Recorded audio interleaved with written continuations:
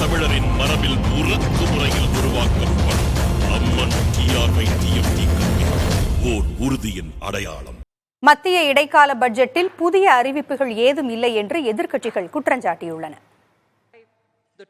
எவ்வித பாரபட்சமும் இன்றி பட்ஜெட்டில் அறிவிப்புகள், திட்டங்கள் இடம்பெற வேண்டும் என கேட்டுக்கொண்டுள்ள அதிமுக முன்னாள் அமைச்சர் ஜெயக்குமார், அதிக வரி செலுத்தும் தமிழகத்திற்கு மத்திய அரசு இதுவரை என்ன செய்துள்ளது என கேள்வி எழுப்பியுள்ளார்.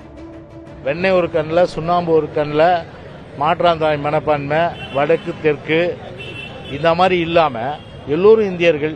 வருமானம் நம்ம நாட்டிலேருந்து போகுது, தமிழ்நாட்டிலேருந்து நிறைய நம்ம ஸ்டேட்டில் தான் வருமான வரி கொடுக்குறோம். இவங்க நிதியமைச்சர் கூட சொல்லியிருக்காங்க, உங்கள் ஸ்டேட்லேருந்து வருமானத்தை உங்களுக்கு எவ்வளோ கொடுத்துருக்குன்னு சொன்னாங்க. அவங்க கொடுத்த கணக்கு பார்த்தீங்கன்னா ப்ராஜெக்ட்டுக்கு தான் கொடுத்துருக்குறாங்க. புரியுதுங்களா? மானியமாக என்ன கொடுத்தாங்க? மானியமாக கொடுக்கும்.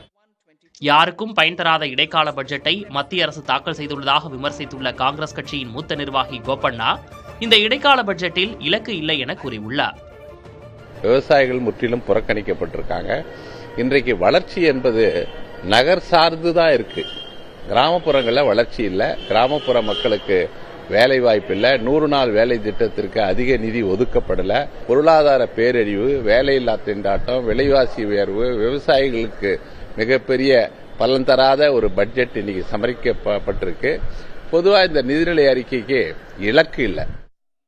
அதே சமயம் மகளிர் நலன், வளர்ச்சியை முன்வைத்து இந்த இடைக்கால பட்ஜெட் தாக்கல் செய்யப்பட்டுள்ளதாக கூறியுள்ள பாஜகவை சேர்ந்த அர்ஜுனமூர்த்தி, இது வரும் நாடாளுமன்ற தேர்தலில் பாஜகவிற்கு மகளிர் வாக்கை பெற்றுத்தரும் என நம்பிக்கை தெரிவித்துள்ளார்.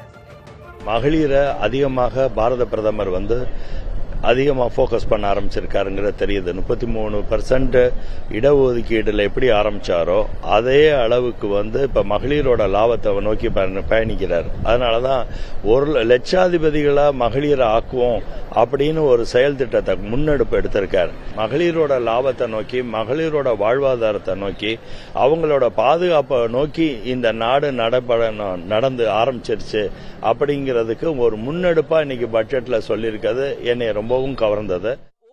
காணல் நீரை காட்டி தாகம் தீர்க்க முயலும் நிதிநிலை அறிக்கை என இந்திய கம்யூனிஸ்ட் கட்சி விமர்சித்துள்ளது. ஏழைகள், உழைக்கும் மக்கள், சிறு குறு நடுத்தர தொழில்துறையினருக்கு பெரும் ஏமாற்றம் அளிக்கும் வகையில் இடைக்கால பட்ஜெட் இருப்பதாக குற்றம் சாட்டியுள்ளது. தனிநபர் வருமான வரி உச்சவரம்பு உயர்வு, விவசாயிகளின் நலனுக்காக சிறப்பு திட்டங்கள் இடைக்கால பட்ஜெட்டில் இடம்பெறாதது ஏமாற்றம் அளிப்பதாக அமமுக பொதுச் செயலாளர் டிடிவி தினகரன் தெரிவித்துள்ளார். நம் வீர தமிழரின் மரபில் உறக்கு முறையில் உருவாக்கப்படும் அம்மன் TRY-TFT கல்வி ஓர் உறுதியின் அடையாளம்.